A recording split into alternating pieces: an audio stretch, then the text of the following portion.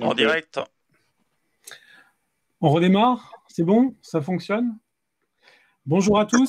On recommence, livre en live numéro 5, un livre en live un peu particulier, deux auteurs de romans policiers bien connus, Bernard Minier et Franck Thiez, et puis la participation de Jean-Frédéric Tonneau, libraire à la Crèche-sur-Saône, qui est avec nous pour poser des questions à nos auteurs. Comme on a perdu un petit peu de temps, on va peut-être... alors, bon, je vous demandais comment ça allait. Peut-être redites-nous, ça va? Très bien. On va peut-être pas s'étendre pour passer au bouquin au cas où ça coupe à nouveau. Fred, est-ce que je pense que on va peut-être pas, comme on a perdu un petit peu de temps, on va peut-être pas vous présenter parce que doit-on encore vous présenter? Moi, j'ai juste envie de dire quand même que vous nous proposez des polars musclés et lettrés depuis un moment. Vous êtes à une trentaine de polars tous les deux. Et ce qui est génial, c'est que malgré le succès qui ne se dément pas, bah, finalement, vous nous faites encore des surprises. Je pense que si quelqu'un ce soir se connecte et vous découvre, il a l'occasion par ces deux bouquins de lire vraiment deux bons, très bons polars, et ceci sans aucune flagornerie. Jean-Frédéric, si tu veux présenter un petit peu les deux livres avant de commencer. Bah écoute, avec plaisir, Fabrice. Je vais commencer au hasard, ordre alphabétique. Je vais commencer par La Vallée de Bernard Minier, où là on retrouve Martin Servaz, qui a une enquête de l'IGPN contre lui. Il menace d'être suspendu, donc là tout va pas forcément bien pour lui. En pleine nuit, il reçoit un coup de téléphone de Marianne, sa femme qui a disparu depuis 8 ans. L'appelant au secours, il localise le téléphone et essaye de la retrouver. À partir de là, il arrive dans une vallée très, très froide, au milieu des arbres. Et là, un premier meurtre, puis un autre. Et ça va être une succession. Et ça va lui permettre notamment de retrouver Irène Sigler, qu'on avait vu dans Glacé, dans le premier tome. Vraiment un très très beau livre. Je pense que... Ah, c'est bon.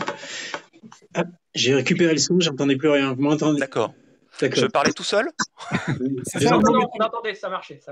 D'accord. Tu as fait une super présentation de la vallée, Jean-Frédéric. J'ai rien entendu en fait. Donc, il a assuré. Hein. D'accord. Vous pourrez voir ça en replay. Donc là, effectivement, La Vallée, donc, un très très beau livre pour répondre à une question, à une affirmation que disait Bernard Minier tout à l'heure. C'est vrai que les librairies se portent pas forcément bien, mais les gens reviennent avec passion et ont besoin de lire. Et vos deux livres ont vraiment fait un carton plein tous ces jours-ci. Petit aparté, je vous présente Il était deux fois, Franck Thiez. Là, le livre commence en 2008. Une petite erreur, non, pas celui-ci, il était deux fois. En 2008, Gabriel Moscato arrive dans une chambre, il est à la recherche de sa fille disparue. Il s'endort dans une chambre, la chambre 29, et est réveillé en pleine nuit par des corbeaux qui tombent du ciel morts, foudroyés, on ne sait pas pourquoi. Et il regarde, il est dans la chambre 7, il ne comprend pas trop et descend à l'accueil. Et là, il va se rendre compte en fait qu'il est passé de 2008 à 2020. Un trou complet. Et il va aller en gendarmerie pour savoir où en est l'enquête sur sa fille, la disparition de sa fille, et va apprendre effectivement que là, on est 12 ans plus tard et que lui, il avait disparu des radars depuis. Et il va recommencer l'enquête malgré le fait qu'elle est éteinte. Et là, on va partir dans toutes les pistes d'une vallée. Est-ce que je peux dire vallée? C'est sûrement un petit peu vrai. Et on va partir sur les terres de Franck Thiez, la France du Nord, puis toute l'Europe. Très très bon livre aussi, je vous conseille les deux, les yeux fermés. Bernard Minier, Franck Thiez, je vous laisse me dire lequel a écrit cette phrase. Un jour de plomb écrasait la vallée. C'est ça, je pense que c'est Franck, ça. C'est Bernard, ça. On aurait pu... ouais, ça marche aussi pour le mien. Alors, c'est Franck Thiez. Ah, c'est moi qui écris ça. Je sais même pas ce que tu écris. Je l'ai dit, moi, que c'était toi. Ah, c'est même plus ce que j'ai écrit. C'est terrible. C'était pas moi. Ce qui est quand même extraordinaire, c'est qu'avec Franck, ça fait 3 ans et on se consulte pas, évidemment. Il y a 3 ans, il sort, il y a 2 ans, il sort le manuscrit inachevé. Moi, je sors Sœur. Dans les 2 romans, on a un auteur de romans policiers. Enfin, une forme de mise en abîme. L'an dernier, on parle tous les deux de technologie, de l'intelligence artificielle, etc. Et cette année, on a tous les deux un personnage qui cherche une femme ou une jeune fille disparue. Et chaque fois, on a des comme ça, en plus avec une vallée, on a je sais pas, on doit être un peu connecté sans doute. Et, on se retrouve à écrire des trucs un peu parallèles. Mais en même temps, comme on commence à les écrire bien en amont, on est sûr qu'il n'y en a pas un qui a plagié l'autre puisqu'on les sort en même temps. Donc ça va. Oui, d'ailleurs, c'est quoi ton prochain que j'écrive pas la même chose? Mais non, j'ai commencé aussi, malheureusement. Moi aussi, j'ai commencé, j'ai été confiné, donc tu penses, j'ai rien d'autre à faire qu'écrire. Alors là, ma question, effectivement, puisque vous en parlez, à quand un polar à 4 mains? Ah, alors on a le droit de spoiler un peu ou pas? Je crois que Possible, oui. J'ai quand même l'impression qu'il y a un des deux qui est un peu dans le bouquin de l'autre. Hein, on n'en dira pas plus. Non. Tout à fait. Oui, mais tu vois, bon, il y a un petit passage de. On aime bien se faire des clins d'œil. Par contre, on a déjà réfléchi à quelque chose, mais ça. Ouais. Non, mais ne le dis pas parce que sinon, ça n'a aucun intérêt. Il y aura plus de surprise. Il faut rien dire. Ouais. C'est le principe même de nos livres. On peut pas spoiler. Non, mais on a déjà pas réfléchi à des petites choses, ouais. Sauf que ça coïncide jamais, donc il faudra qu'on trouve un jour. Parce qu'en fait, quand il sort un Charcot, moi je sors un one shot, enfin jusqu'à présent, et quand il sort, enfin il en sort plus souvent que moi des one shots. Quand il publie un one shot, moi je sors un Servaz, donc comme ça on va jamais y arriver. Hein.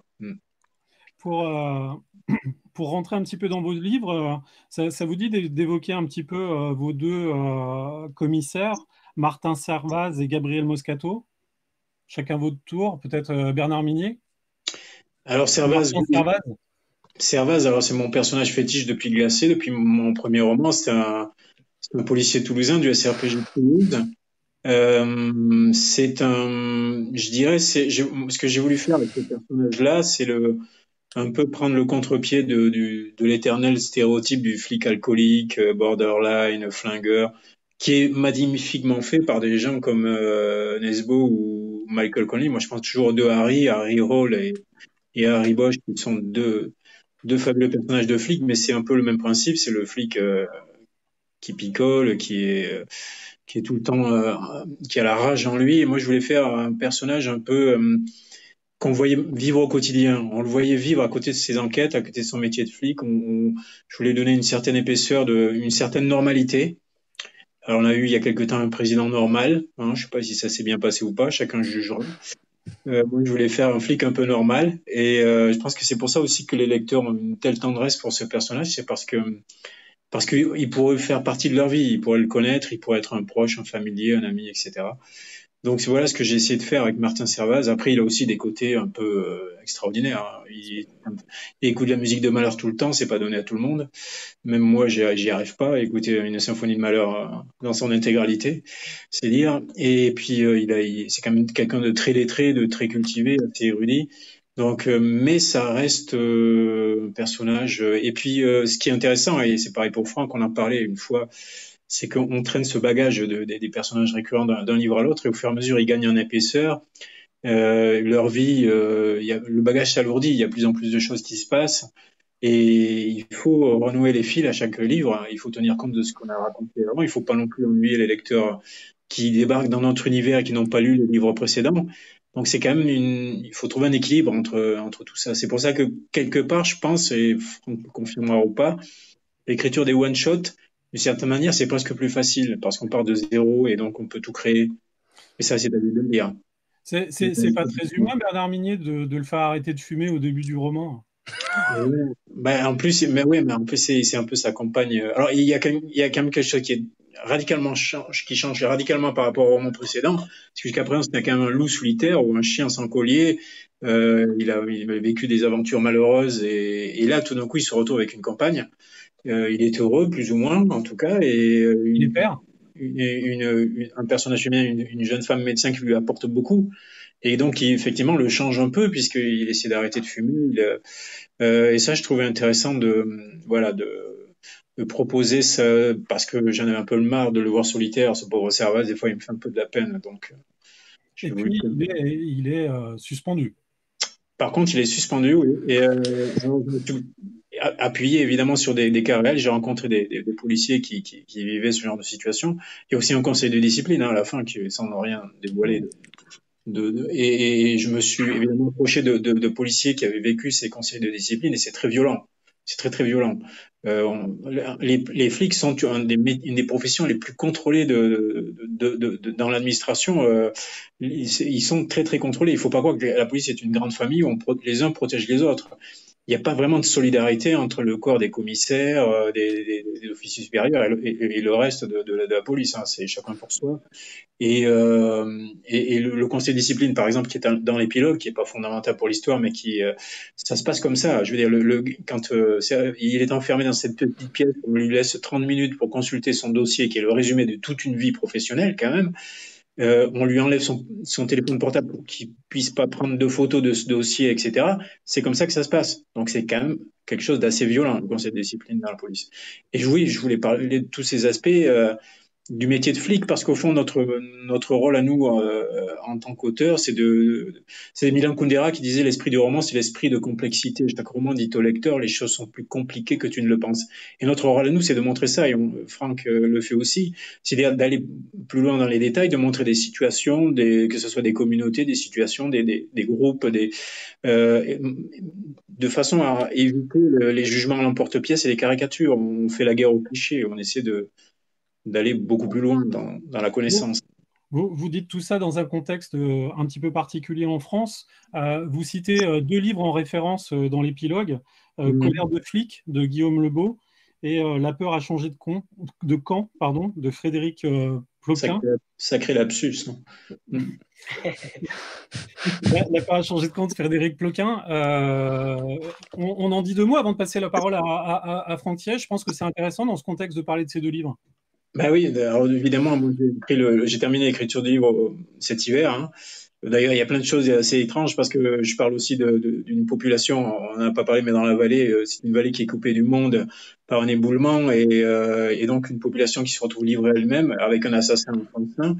Et on a donc dans la vallée aussi des enfants qui ne vont plus à l'école, faute de professeurs. On a des parents qui sont au chômage technique, quelque chose qui nous rappelle furieusement une situation qu'on vient de vivre, alors que le livre, je l'ai terminé cet hiver, et on a aussi, effectivement, je parlais du malaise dans la police qui existait déjà, hein, puisqu'avant la crise sanitaire, il y a eu une autre crise, et je voulais montrer que tout n'est pas noir ou blanc, mais que les choses sont beaucoup plus compliquées. C'est un métier très très difficile, le métier de policier. À l'heure actuelle, c'est vraiment, il y a beaucoup de pression, il y a beaucoup d'enjeux, il y a beaucoup de choses de difficultés. Et oui, c'est dans ces 2 livres, on voit vraiment que c'est un métier de plus en plus exigeant, de plus en plus psychologiquement, moralement usant. C'est une profession avec les agriculteurs où il y a le plus de suicides. L'an dernier, il y a eu 20 000 policiers blessés, il y en a eu 26 tués. Voilà, c'est quand même des choses. On parle de violence policière que j'élude pas du tout, mais faut pas oublier non plus que on voudrait que ça soit des surhommes, c'est pas des surhommes, c'est des gens qu'on recrute et puis en plus le recrutement se fait dans des conditions de plus en plus. Ce sont des gens qui sont soumis à une pression gigantesque et effectivement, comme dans toutes les professions, partout il y a des cons, hein, pour reprendre le lapsus de tout à l'heure. Et puis il y a des gens normaux et effectivement, mais quand il y a des cons, ça a des conséquences qu'on voit très vite. Alors là, pour Franck Tillier, effectivement, on parlait de one shot tout à l'heure. Justement, le one shot en question, il était 2 fois. C'est pas divulguer quoi que ce soit de parler du manuscrit inachevé. Et ma question, c'était à quel moment vous avez décidé d'intégrer l'un dans l'autre? Est-ce que déjà au moment de manuscrit inachevé, il y avait déjà un prémisse?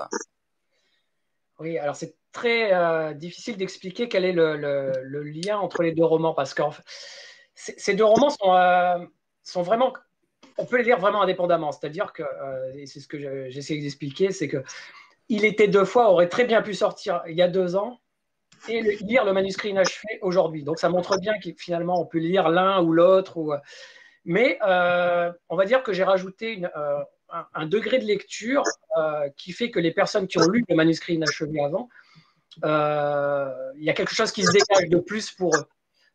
Mais j'ai surtout, c'est ce que disait Bernard tout à l'heure, c'est-à-dire que on écrit toujours nos romans en pensant aux lecteurs qui nous suivent depuis le début, évidemment, et qui connaissent nos personnages et nos livres, mais aussi aux nouveaux lecteurs qui débarquent dans l'univers, et ça arrive chaque année. Chaque année, il y a des lecteurs qui vont commencer par le dernier des livres qu'on a écrits, et il faut que ces lecteurs-là puissent s'y retrouver dans les livres. Et donc, finalement, les lecteurs qui commenceraient à lire Il était deux fois ne se rendent même pas compte, en fait, si on ne leur dit pas que le manuscrit inachevé est un livre qui est sorti il y a 2 ans. Donc voilà, c'est ça le lien entre les deux romans, c'est-à-dire que quelque part c'est une espèce de diptyque, mais très particulier parce que on peut très très bien lire l'un sans l'autre. Et comme j'aime beaucoup, on aime ça dans le thriller, le polar, jouer avec nos lecteurs, et bien voilà, il y a quelque chose en plus au-delà de l'histoire qui fait que les lecteurs vont faire des liens à travers différents livres. C'est un peu comme une chasse au trésor. Et voilà, c'est toujours. J'aime bien faire ça dans mes romans. Franck Thiès, Bernard Minier a évoqué son personnage. J'aimerais bien que vous nous parliez un petit peu de Gabriel Moscato, parce que j'ai l'impression, on parlait un petit peu de faits de société, d'une ambiance un petit peu sociale. J'ai l'impression que vos deux enquêteurs sont un petit peu hantés, en quelque sorte, par quelque chose qui hante un petit peu notre société, c'est-à-dire les disparitions. Oui, oui. Alors moi j'ai également des personnages récurrents, Franck Charcot, Lucienne Bell, mais Gabriel Moscato n'est pas un personnage récurrent, c'est un personnage que j'ai créé uniquement pour ce roman. C'est un gendarme, parce que ça se passe dans une petite ville de montagne, donc c'est une brigade de gendarmerie de montagne. C'est intéressant aussi de prendre des gendarmes, parce qu'on parle souvent de romans policiers et de policiers, mais dans la réalité des territoires français, c'est d'ailleurs spécifique à la France, on a aussi les gendarmes. Dans les deux cas, on a des gendarmes. Oui, Bernard aussi, puisque il y a les flics et les gendarmes qui se mélangent, et c'est souvent d'ailleurs intéressant d'avoir des corps de métier comme ça qui se mélangent, parce que ça ne se passe pas toujours bien. Et oui, ce sont des personnages qui sont à la fois des gens ordinaires, des gens de tous les jours. Gabriel Moscato est un père de famille, mais ce sont aussi, par les épreuves qu'ils vont traverser dans le livre, quelque part des héros de roman, parce que ils vont réussir à surmonter des épreuves complexes, et on va quelque part, nous, en tant que lecteurs, les admirer et avoir envie de les suivre et de les accompagner. C'est ce qui crée en fait l'empathie envers les personnages. C'est-à-dire que pour qu'on se retrouve en un personnage quand on est lecteur, il faut que ce personnage, qu'on se sente proche de lui. Ça pourrait être un voisin, ça pourrait être un ami. Mais en même temps, c'est un personnage de roman, c'est un héros quelque part. Et donc, il doit porter cette caractéristique-là du héros, alors heureux ou malheureux, en tout cas, mais ce sont des destins qui évoluent au fur et à mesure du livre. C'est-à-dire qu'un personnage doit sortir transformé d'un livre. Il démarre dans une histoire, dans un état particulier, et il le termine dans un autre état qui doit montrer normalement une évolution, qu'elle soit positive et négative, ou négative. Et c'est ça qui est intéressant. Et vous parliez de disparition. Oui, alors la disparition, c'est un sujet de polar. C'est un des thèmes qu'on retrouve souvent dans le polar. Moi, j'aime bien la disparition parce que, alors, au-delà du meurtre, quand on a un meurtre, en début de polar, de manière générale, il y a la scène de crime. Alors Bernard, lui, il a fait les deux. Donc, mais moi aussi, j'ai fait les deux. On a un crime et une disparition. Le crime, on sait que la personne est morte. Donc, voilà, elle est là en face de nous, elle est morte. La disparition, ça apporte quelque chose en plus. C'est-à-dire qu'on sait qu'il s'est passé quelque chose de terrible, mais on ne sait pas si la personne disparue est morte ou vivante. Et c'est vrai que dans nos livres, on sent bien ce jeu que nous, on fait avec nos lecteurs, c'est-à-dire que la Marianne de Bernard qui a disparu depuis des années et qu'on retrouve dans ce roman, alors vivante ou morte, je ne vais pas le dire, mais il joue avec ça, c'est-à-dire qu'en permanence, on se demande si elle est encore en vie ou si s'il lui arrivait un problème très grave. Et donc, ça nous accroche aussi, on a envie d'avancer dans notre lecture. Et ce qui rend nos livres, je pense aussi, des gros livres, hein, c'est quand même des pavés à lire, s'ils se lisent aussi rapidement, finalement, c'est parce que on y intègre tout un tas d'éléments qui font qu'on a envie de partager le destin de ces personnages-là et de les accompagner tout au long de la lecture et de leur aventure policière.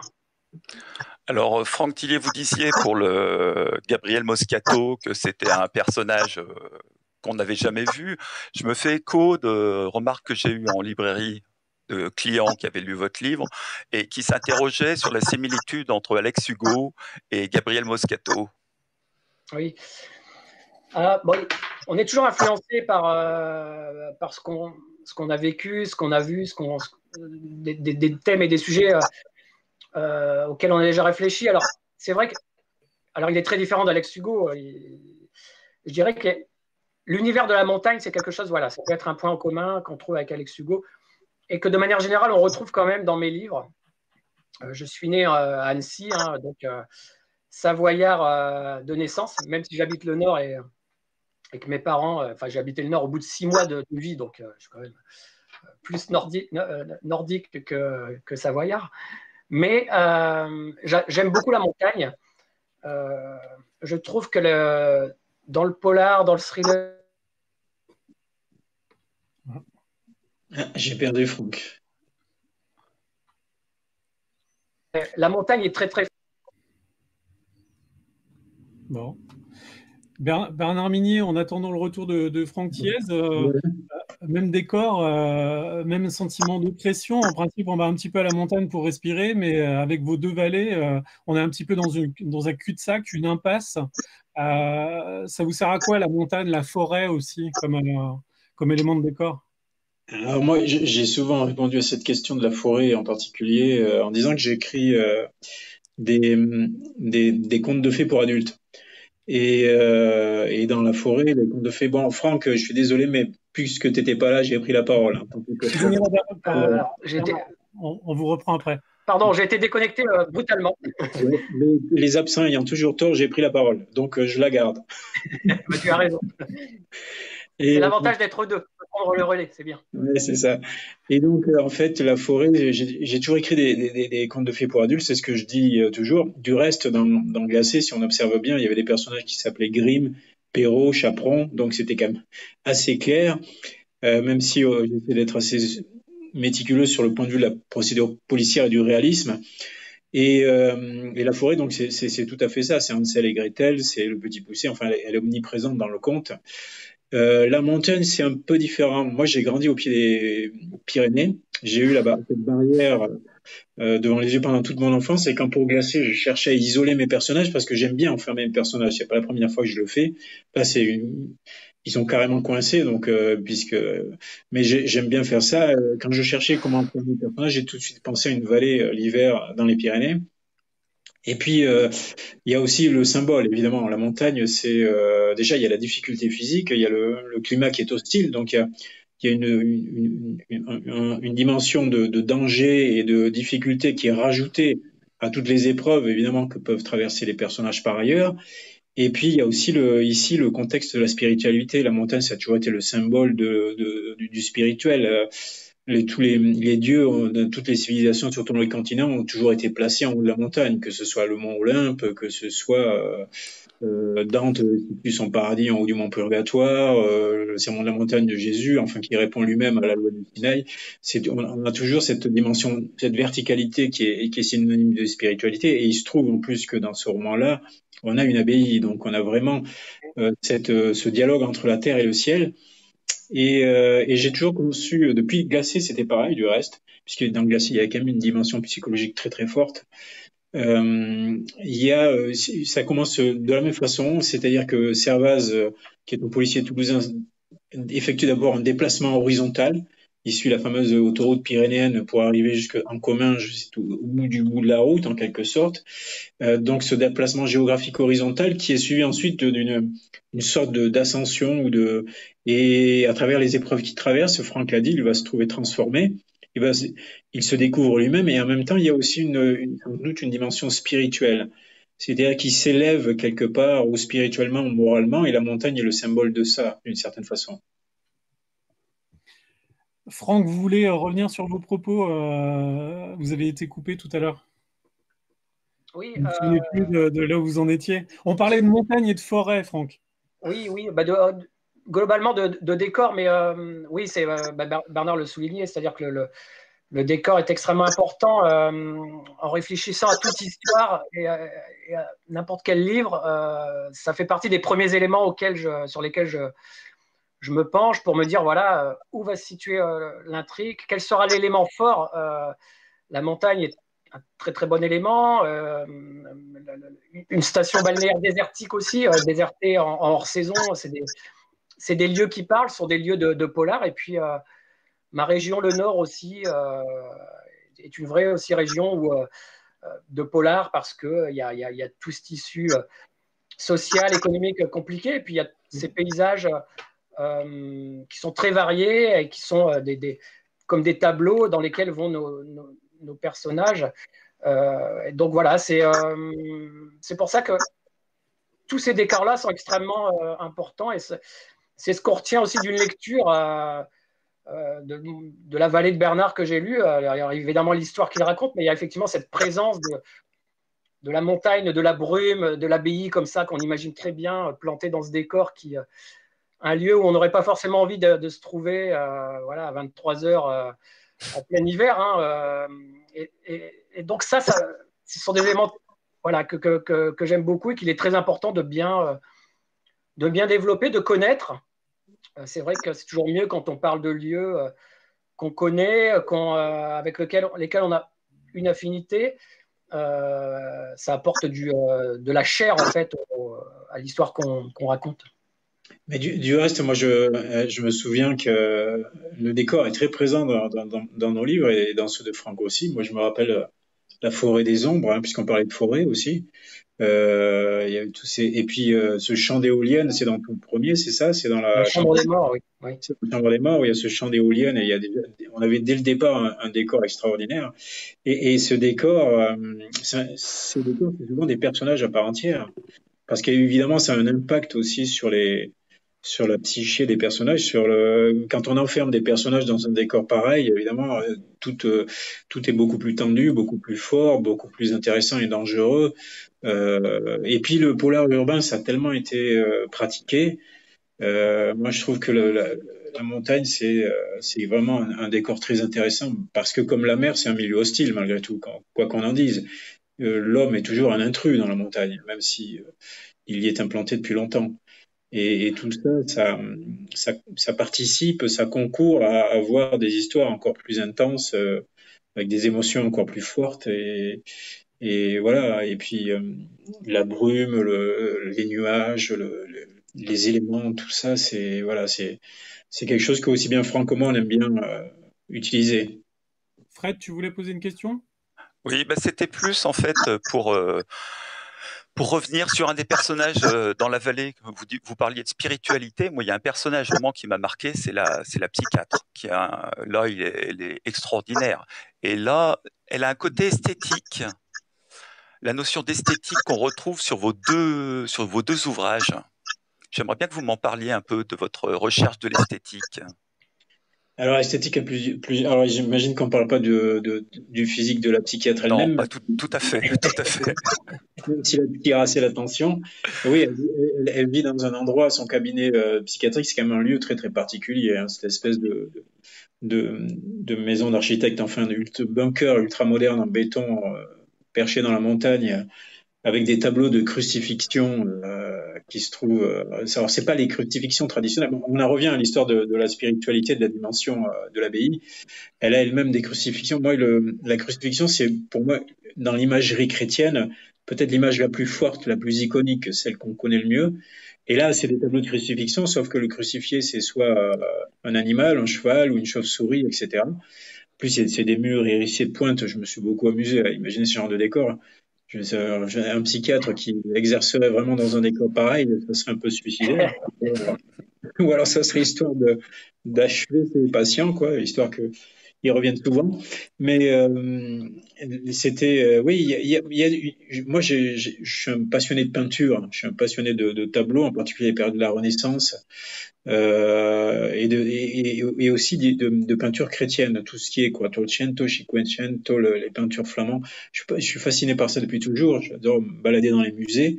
Et donc, dès que je peux, en contrebande, glisser des tableaux ou que ce soit à travers le décor que je décris ou carrément là des cadres sur les murs, avoir une dimension esthétisante, je m'en prive pas. Après, du point de vue de l'écriture, j'ai une écriture qui est assez sèche, assez sobre, et dans l'art, en particulier dans les beaux-arts, il y a toujours eu cette opposition entre classique et baroque. Le baroque, c'est l'excès, c'est la profusion, c'est la profusion de détails, c'est la courbe, le classique, c'est la symétrie, c'est l'épure, c'est beaucoup plus. Et là où peut-être entre Franck et moi, on est un peu sur cette ligne de partage, c'est que peut-être que Franck est un petit peu plus baroque que moi. Il a une façon de travailler sa phrase qui est où il y a quand même des choses, c'est peut-être un peu cette esthétique, pas de l'excès, parce que c'est jamais trop, c'est parfaitement équilibré et réussi, mais il a une écriture un peu plus baroque que la mienne, je pense. Et ça, c'est très intéressant aussi à voir. On est sur deux, voilà, Franck, il y a une musicalité, il y a une construction de la phrase, il y a certains détails qui font que peut-être que mon écriture est un peu plus sèche, je sais pas, j'en sais rien. Un peu plus classique. Mais classique, je suis pas en train de me dénigrer. Hein. Je connais très bien le classique aussi. Franck Thiès, sur l'esthétique qu'évoque Jean-Frédéric, l'art et le mal, l'art et le meurtre, enfin, c'est quelque chose de très fort. Dans votre livre, ça va de Hitchcock à des expériences plus contemporaines. Oui, oui. Mais merci Bernard déjà pour la comparaison. C'est vrai que c'est une belle comparaison avec les tableaux classiques baroques. C'est vrai qu'on a des écritures différentes. C'est vrai que moi, je suis toujours un peu à la frontière entre la volonté d'aller trop loin dans les histoires, dans l'excès. On en avait déjà discuté, mais de flirter avec cette frontière-là. On flirte aussi, hein, toi, Bernard, dans les. Ouais, on va loin, quoi, mais ça reste toujours réaliste, plausible, les histoires, et c'est l'essentiel parce qu'on écrit des polars et qui doivent être crédibles, en fait, même si, quelque part, on parlait de tableaux et d'art, les meurtres sont un peu des tableaux. Moi, c'est ce que j'ai ressenti dans le roman de Bernard, c'est-à-dire que même dans les meurtres, quoi, réalisés par les criminels, il y a cette notion de tableau et d'esthétique qui est bien présente. Et effectivement, l'art, oui, on le retrouve dans mon roman, alors sans dénigrer, mais de toute façon, je pense qu'en tant que romancier, on va dire, les romanciers font partie des artistes, puisqu'on crée des histoires, on les invente, et donc on s'interroge, nous aussi, sur notre propre création. Je pense que tous les artistes passent à un moment donné de leur vie par le pourquoi on a ce besoin de créer, de jeter sur le papier nos pensées. Est-ce que c'est un besoin? Est-ce que c'est une psychanalyse? Est-ce que c'est un moyen de rejeter un trop-plein? Et moi, c'est une question, c'est vrai, que je me pose depuis que je me suis mis à écrire. Et là, effectivement, dans mon histoire, cette interrogation-là, je la fais se poser à travers d'autres personnages qui créent aussi des choses dans le roman. Et là, Caravage aussi. Pardon? Il y a Caravage aussi. Oui, alors l'art, il y a l'interrogation sur jusqu'où l'art peut aller. Il y a cette interrogation-là, c'est-à-dire que l'art, et notamment l'art contemporain, mais finalement l'art moderne aussi, c'est une transgression, c'est-à-dire d'essayer d'aller là où les autres ne vont pas. Le Caravage, j'en parle dans le roman, qui, à un moment donné de sa vie, s'est mis à peindre des œuvres assez sombres, ténébreuses, avec des mises en scène de meurtres dans des dans des figurations qui sont un peu bibliques. Donc, mais ça, quand on connaît son histoire, on peut comprendre parce que c'est fortement lié à sa personnalité. Il y a un lien, je pense, entre ce qu'on crée et la personne qu'on est. Jusqu'où on peut aller. Est-ce que le meurtre, quelque part, c'est une forme d'art ultime et extrême dans la transgression, c'est-à-dire on commence à transgresser et jusqu'où on peut aller dans la transgression. Est-ce que le meurtre et le crime, c'est la transgression ultime? Pourquoi les artistes ont eu besoin tout au long des siècles de figurer le meurtre et le crime, hein, quand on va dans les musées, la Renaissance, toutes ces époques-là, il y a beaucoup de scènes de décapitation, de barbarie, de mise à mort. Alors, pourquoi les artistes, à un moment donné de leur vie, ont besoin de figurer ces scènes-là est-ce qu'ils répondaient à une époque et à une demande, ou est-ce qu'ils avaient quelque chose au fond d'eux qui fait qu'ils ont eu besoin de le figurer à travers leurs œuvres? Fred, une question avant qu'on passe aux questions des gens. D'accord. Juste pour finir, Franck, vous parliez justement de la notion d'art, le spectateur. Et là, en fait, dans votre livre, j'ai relevé une phrase: celui qui lit, qui regarde, est autant impliqué que celui qui agit. Il devient complice par sa fascination. Et là, vraiment, on n'est plus sur l'art, le spectateur. Là, il est vraiment acteur. Oui. Alors, quand j'ai préparé la documentation de ce livre, j'avais lu un livre c'est un écrivain britannique du 19e qui s'appelle Thomas de Quincey et qui s'est intéressé comme ça au rapport entre le meurtre et l'art, et qui disait en fait que alors le meurtre, malheureusement, si on pouvait l'empêcher, on essaierait de l'empêcher de se produire. Mais en fait, une fois qu'il est produit, il est là devant nous, le crime, et la seule chose qu'on a à faire, c'est d'en jouir quelque part, c'est-à-dire de le regarder et d'être fasciné par ce qu'on voit. Donc, on voit l'aspect fortement transgressif, et puis quelque part de fascination, mais à toutes les époques que les sociétés ont eu sur le meurtre et le crime. Les sociologues des siècles derniers disaient que les sociétés sans crime n'existent pas. Le crime fait partie intégrante de l'être humain et de la société. Et donc, il figure dans les œuvres. Et c'est vrai qu'il y a cette fascination quand on rentre dans un musée et qu'on voit des scènes comme ça criminelles. On est à la fois fasciné, horrifié, séduit. Et ça, les artistes le savent. En fait, un artiste, il essaye de produire de l'émotion chez la personne qui regarde son œuvre. C'est ce qu'on fait avec nos livres. On essaye de susciter de l'émotion.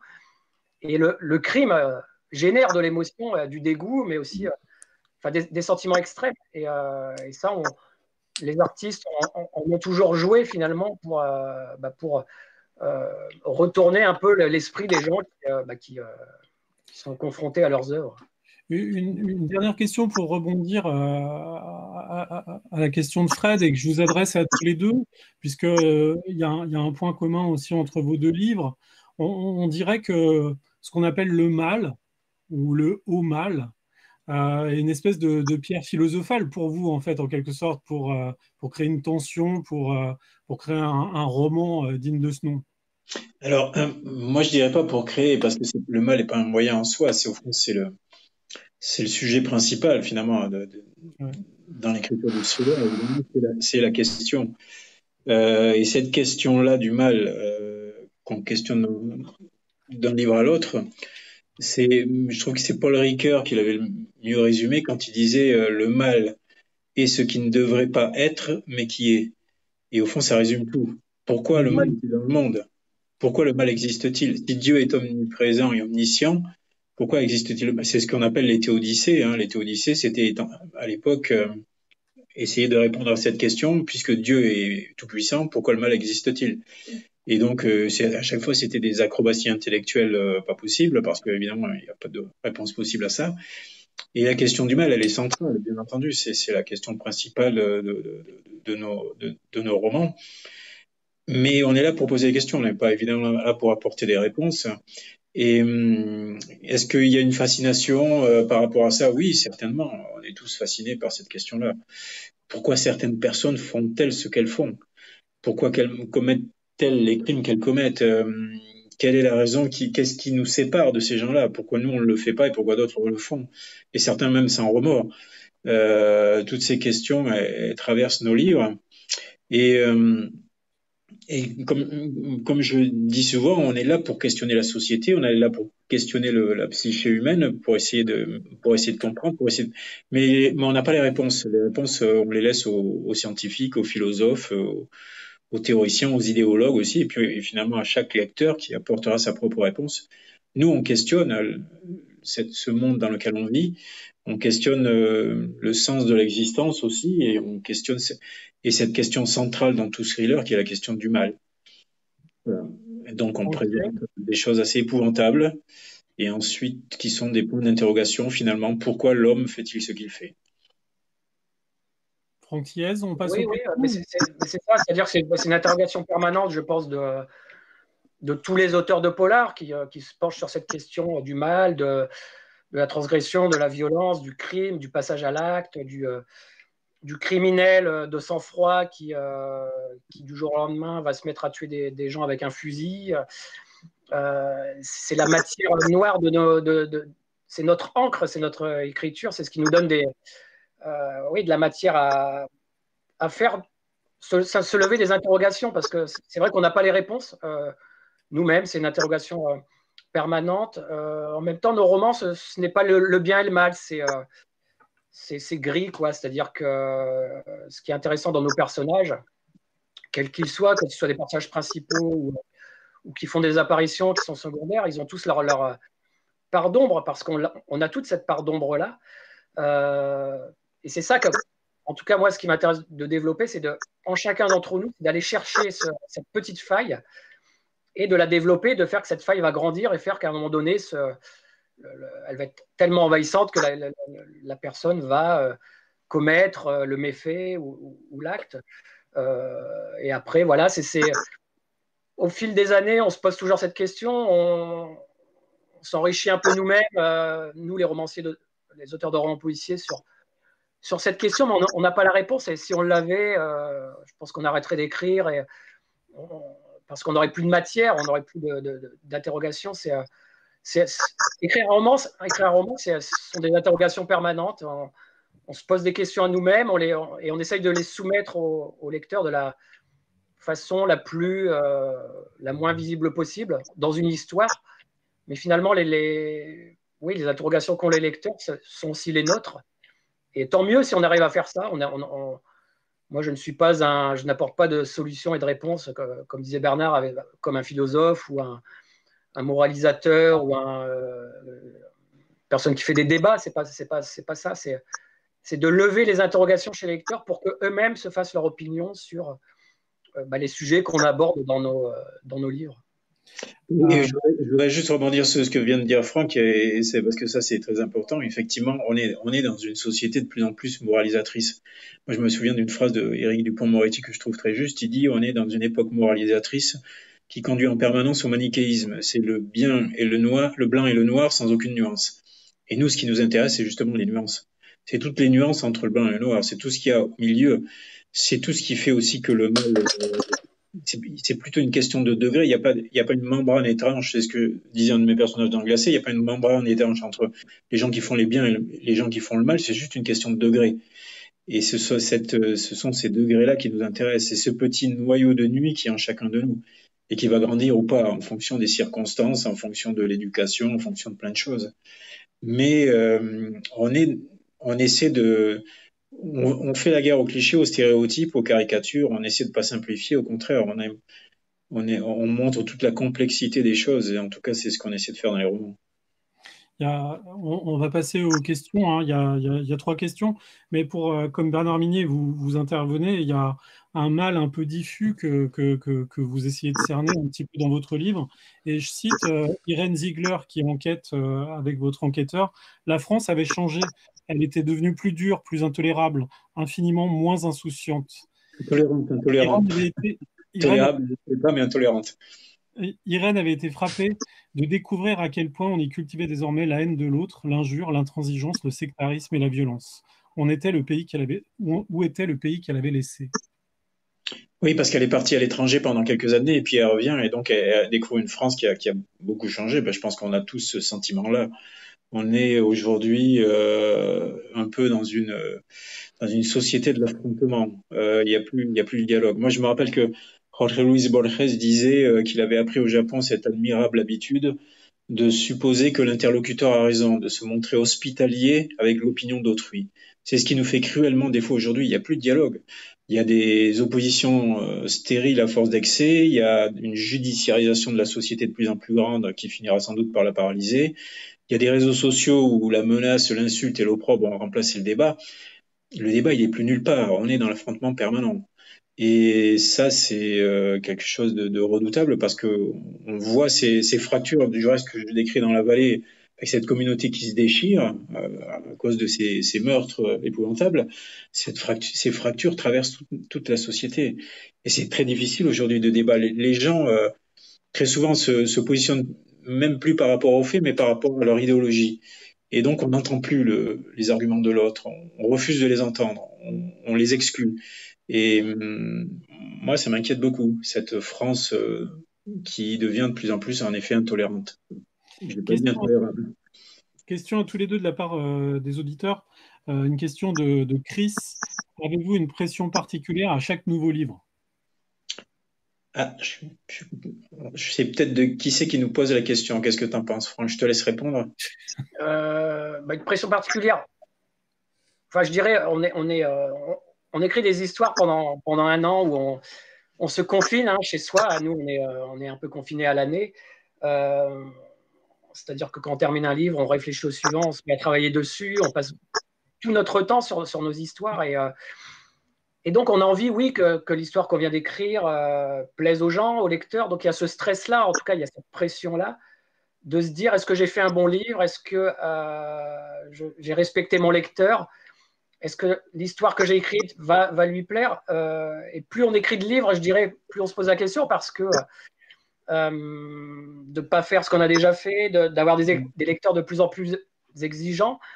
C'est toujours compliqué pour un auteur quand le lecteur vous dit finalement, c'est un beau compliment quand il vous dit ah mais c'est votre meilleur livre et on espère que le prochain sera encore mieux, enfin des choses comme ça. Donc nous on se dit, dans toutes les carrières et dans tout, on peut pas toujours monter à un moment donné. Nous on donne le meilleur de nous-mêmes, mais il y a forcément un moment donné où voilà, si on a écrit le meilleur livre, peut-être que le suivant sera moins bon pour certains, alors qu'il sera quand même bon. Donc finalement, il y a toujours cette peur-là. Mais heureusement, elle est nécessaire. S'il y avait juste une sortie de livre sans, en se disant, voilà, il est sorti et puis tout se passe bien. Non, on a envie d'avoir touché nos lecteurs. On les connaît, on les rencontre tous les ans. Un lecteur qui va en librairie, il achète votre livre, donc il donne quelque chose, c'est-à-dire il donne de l'argent pour une bonne histoire. Et donc, moi, je me sens redevable de ça, donc qu'il n'y ait pas de tromperie envers mon lecteur. C'est pour ça que les gens me disent souvent est-ce que vous êtes content de votre livre qui sort là? Oui, forcément, parce que je crois que si je n'étais pas content de mon livre, ça serait une trahison de le sortir, de dire ah ouais, bon, j'ai écrit un livre, mais ouais, tu sais, il n'est pas terrible, hein, mais je le sors quand même, on verra. Voilà, donc je n'ai jamais eu ce sentiment-là parce que, en tout cas, je crois que ce qui est important pour un auteur, c'est de faire son maximum. Après, il y a des livres qui peuvent plus ou moins plaire, mais nous, en tout cas, on essaye de faire à la fois de répondre à ce qu'aiment nos lecteurs, mais aussi de se faire plaisir à nous, puisqu'on prend quand même des sujets qui nous intéressent. On écrit des livres qui nous touchent, sur lesquels on a envie de creuser des recherches, des histoires, développer des personnages. C'est un mix des deux, il faut passer aux deux. Et puis, il ne faut pas oublier qu'on écrit des romans. Et un roman, c'est destiné à être lu, c'est destiné à être lu par des lecteurs. Donc, un peu les auteurs qui. J'espère que tu n'es pas dans ce cas-là, Bernard, mais les auteurs qui disent ouais, mais moi, je m'en fiche, j'écris pour moi. Dans ce cas-là, pour moi, ce n'est pas un roman, parce qu'un roman, on n'écrit pas un roman dans ce cas-là, on écrit une bio, un essai, voilà, mais le roman, il est destiné quand même à des lecteurs, et donc on doit toujours mettre notre lecteur au cœur de nos préoccupations. Bernard Minier, une question de Camille. Retrouve-t-on dans Servaz un peu de Bernard Minier? Ah, la fameuse question. Comme disait Flaubert, Madame Bovary, c'est moi. Moi, je suis ni Madame Bovary ni Martin Servaz. Mais ouais, il y a des aspects de moi. On les a vus tout à l'heure quand on a eu quelques coupures, incidents techniques. Je m'en suis un peu réjoui parce que comme Servaz, je suis très sceptique par rapport à la technologie. Donc j'ai ce côté-là. Moi, franchement, les réseaux sociaux, l'Internet, les connexions, les machins. Là, on a fait pendant le confinement, Franck, c'est pareil, on a fait tout un tas d'interviews virtuelles. Enfin, pas. Et à chaque fois, on nous propose une appli différente. C'est Zoom, et à chaque fois, il faut tout recommencer. Et moi, c'est vrai qu'au bout d'un moment, je rentre le truc, ça m'emmerde royalement. Donc, j'aime bien quand c'est simple. Il suffit d'appuyer sur un bouton, je serais content. Et donc ça, c'est ce côté-là, c'est moi. Le fait que je suis né dans le siècle précédent et j'ai vécu jusqu'à l'âge de 30 ans, quelques années, sans Internet, sans réseaux sociaux, sans téléphone portable, tout ça, ça n'existait pas. Donc j'ai du recul par rapport à toutes ces technologies, par rapport à ce 21e siècle. Je le regarde avec parfois un peu de scepticisme. Après, je sais pas si c'est moi. Est-ce qu'il est aussi, je suis aussi infortuné que lui dans le domaine de la vie privée? Ben ça, je vous le dirai pas. Mais oui, je m'inspire un peu de moi, mais je puise aussi dans d'autres personnes pour créer Servaz. Il faut pas oublier qu'un personnage, c'est toujours une création, c'est toujours une invention. Il faut jamais s'arrêter sur soi-même ou sur quelqu'un d'autre pour créer un personnage. Il faut le nourrir avec plein de choses différentes. Servaz, je crois que ce qu'il est avant tout, c'est que l'intérêt de son personnage, et c'est pareil pour Admel et Charcot chez Franck, c'est que on peut facilement se reconnaître en eux. Ils sont pas bigger than life, on peut pas, ils sont pas, c'est pas certains personnages de fiction où on peut pas, même pas imaginer de les rencontrer un jour. Non, on peut vraiment les rencontrer au coin de la rue. Sur la technologie, vous n'imaginez pas, Bernard Minier, comme avec Jean-Frédéric, on était heureux de vous avoir tous les deux et malheureux de vous avoir comme ça, juste en live, en quelque sorte. Une dernière question de Gaël. Peut-être une réponse rapide parce qu'il y a beaucoup de gens qui aimeraient un petit peu des conseils de lecture et peut-être que vous avez fait des bonnes lectures au moment du confinement ou avant. Donc on aimerait vous entendre un petit peu là-dessus. Mais une question de Gaël, comment expliquez-vous la bonne entente entre les auteurs de polar, cet esprit de famille? On se déteste en vérité, il faut dire la vérité, c'est pas vrai. C'est la figuration. Non, on est. C'est vrai que dans le polar, il y a une bonne entente. On est. Je crois que la plupart d'entre nous déjà viennent de milieux divers et variés. On a eu des vies avant qui étaient somme toute celles de tout le monde. Hein. Moi, j'ai grandi dans le Nord avec on va dire des ancêtres qui étaient des ouvriers. Donc, il y a ces racines-là. On a beaucoup de points communs dans notre culture, dans les lectures qu'on aimait quand on était plus jeune, puisqu'on lisait des polars, on regardait des films qui étaient des polars. Donc, on a vraiment ces points communs-là. Et puis, on a un respect mutuel entre nous. On se lit, on se retrouve toujours. On prend toujours beaucoup de plaisir à se retrouver, puis à se raconter des petites anecdotes, de savoir aussi, parce qu'on n'a pas il n'y a pas d'école pour écrire.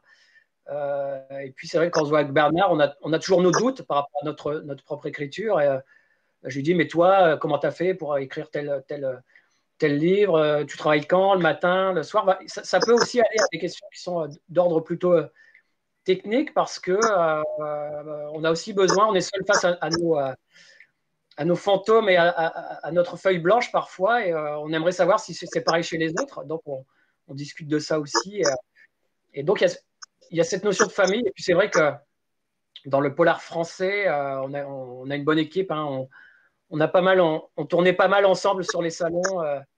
Bernard avec Olivier Norek, voilà, Nico Takian, enfin toute cette équipe-là, et on prend toujours un plaisir comme une bande de copains à se retrouver. Des lectures? Des lectures. Alors, moi, je dois avouer que dernièrement, à part le bouquin de Franck que je suis en train de lire, et puis je vais enchaîner avec celui de Sonia Delzangle, parce qu'on fait tous la grande librairie, et donc on est en train de lire les bouquins des confrères, et je le ferai avec grand plaisir. J'ai passé j'ai passé mon confinement à me relire ma comédie humaine de Balzac. Donc, ça va pas faire avancer les chemin. Et c'est vrai que dans Balzac, il y a tout, en fait. À chaque fois, dans Balzac, il y a l'enquête policière avec une ténébreuse affaire, il y a le roman historique, il y a le roman fantastique, il y a absolument tout. Donc, je relisais, j'ai relu Balzac pendant le confinement, ça, c'est pas franchement neuf, mais c'est ce que j'ai fait avec un grand plaisir. Et je me rappelle, je crois que c'est dans Wojciech ou dans La Maison de Nucingen, je me rappelle plus, un des deux.